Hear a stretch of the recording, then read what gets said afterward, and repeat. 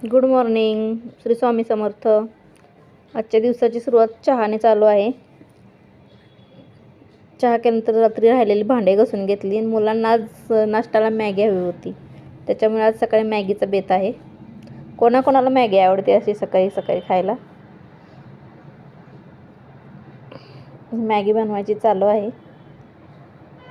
बाहेर खूप पाऊस पडत पण आहे.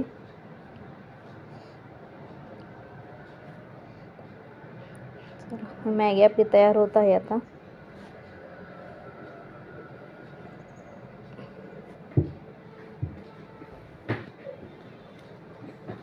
मॅगी तयार झालेली आहे.